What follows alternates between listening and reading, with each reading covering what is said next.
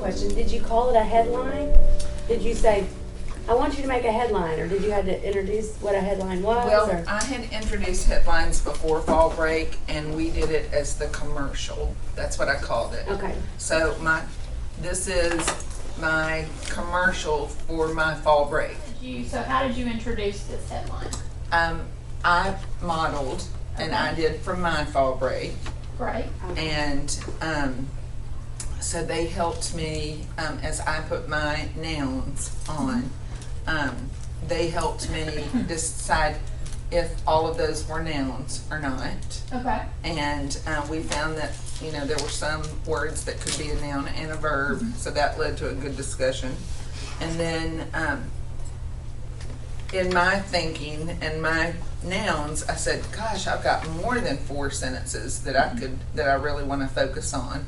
So then it led to just a discussion, and I picked the 4 most important parts of my trip, and that sort of helped them break it down. And Great. some of them wrote a lot more than 4 sentences, but that was my goal. I said, as first graders now, we need a main idea, sentence, and 4 details. So what are you observing? Yes, we've got the kids-friendly spelling going on. It's first grade.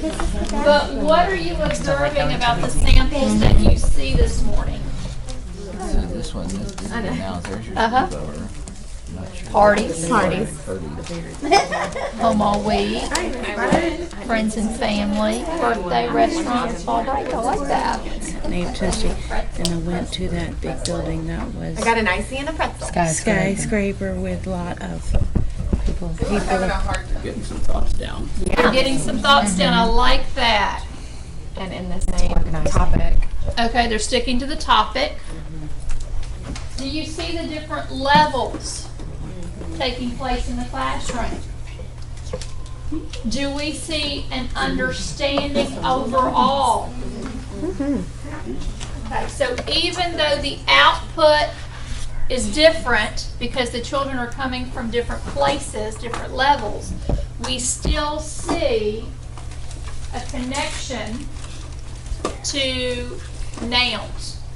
And I like the use of using the headline to focus on your learning topic. That we've used in the past. What do you think, Nicholas? Well, you can add, like you could add, that, like 7 times, like 624 plus 624. Okay, and what is that called again? Do you remember the name of it? Repeated addition. Excellent. Robin, do you have another? Also, for the bigger numbers, you need to know your smaller facts because those will help you get the answer. Because you can do just each one, because those are just smaller facts. Excellent. Michaela. We could break the numbers apart. Break it apart. What was that called? Do you remember? Oh, help her out, Yuka. Distributive property of multiplication. Yeah, well, that's where we break apart the facts into smaller facts, and then we can add it all up. So what we're going to do today is we're going to do a compass points, and we've done this once before. So on the bookshelf, in each of your group, you have some paper. Okay. So we're going to do our north, south, east, and west, and our questions are on the board.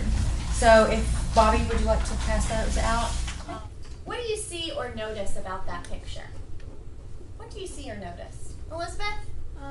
There's a woman, and it looks like 2 other people, but they look sort of small, so I'm guessing that they're children. You're guessing that they're children, okay? And tell us again, why are you guessing that they're children? Because they're smaller than the lady. Okay. Close your eyes again. Close them.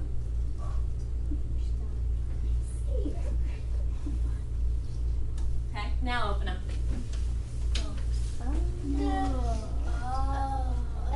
Now what do you see?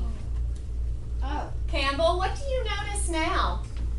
Looks like there's a bunch of slaves trying to kill the people, and there's another white person trying to kill the slaves. Okay, all right. Elizabeth? Now I sort of think that the thing on like his the side